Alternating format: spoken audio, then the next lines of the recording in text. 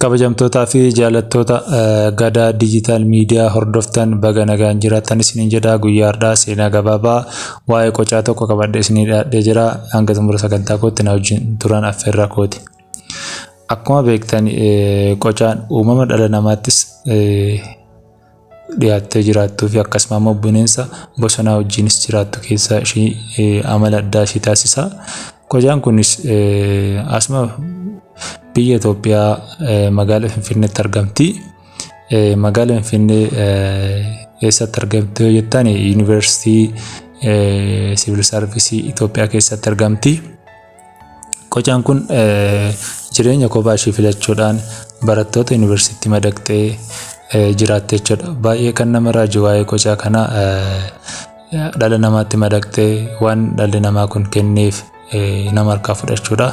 Akkuma beektan amala qocaa biroo yoo ilaaltan namatti hin dhiyaattu, hin dhokatu jechuudha. Qocaaleen biraa yoo nama argan gumbii yookiin of keessatti dhokatu jechuudha.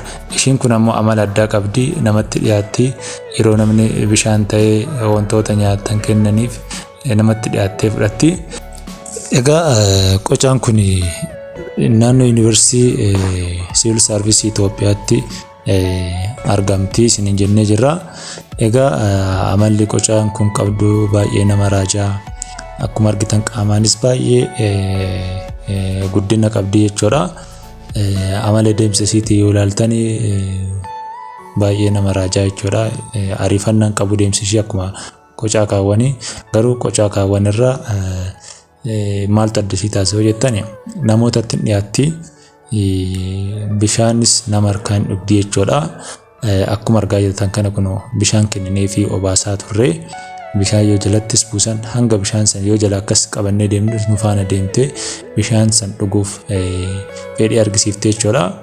Egaa qocaan kun bishaan akkanatti erga dhugdeetii barattootatti dhiyaattee yookiin namootuma isitti dhiyaatanii waa kennaniif itti dhiyaattee harkaa fudhattee jechuudha. Sodaa tokko malee qocaan kun namatti hin dhiyaatu, amala sodaa argisiisu, dafanii dhokatu jechuudha qaama ofii keessa galu. Isiin kun ammoo kanneen irraa adda waan baay'ee ishii taasisa. Egaa qocaa kana daawwattanii hedduu gammaddaniittanii jechuu barbaanna. Garuu ergaan guddaan akka nama tokkotti qabnu maalidha? Egaa qocaan kun giddugala turizimii seenuudhaan bineensota biroo wajjinis hawwata turizimiitiif yookiin iddoo turistoonni itti daawwataniif madda galii taatee argamsiisuu dandeessu waan ta'eef qaamni dhimmi ilaalamu waan kana irratti osoo hojjetee baay'ee bareeda.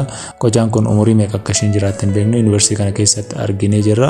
Haa ta'uutii malee qocaan umuriidhaan baay'ee akka hin deemne argisiifti. Sababni isaas qocaan dulloomte jedhamtu qaamni ishee daalacha argatan kun gurraachinatti yoo jijjiirame yookiin qaama gurraacha yookiin halluu gurraacha uffate jechuudha. Qocaan tokko dulloome jechuu dandeenya. Egaa kabajamtoota keenya viidiyoo kanarraa barnoota guddaa argattan jedhee abdadha. Akkuma argaa jirtan kana nuti qocaa kana harda bishaan kenninee obaasnee jirra. Bishaan barbaadaa turte waan isin ajaa'ibu. Yeroo isheen bishaan barbaadaa turte jechuudha. Bifa kanaan jalatti jigsinee akkasumas immoo nutti dhiyaattee akka bishaan dhugaa jirtu argaa jirtanii. Egaa viidiyoo kanarraa maal hubattu waan jedhu isinitti nunnu baay'ee argitan jechuudha.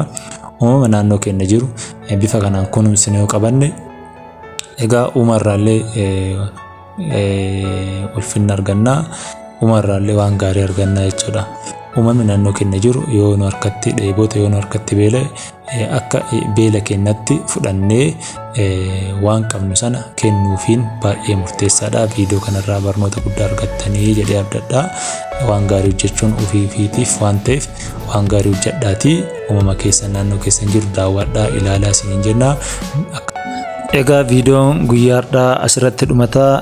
Namoonni chaanaalii Gadaa Digital Miidiyaa yookiin chaanaalii YouTube kana subscribe godhaa isiniin jedha. Nagaan na tura.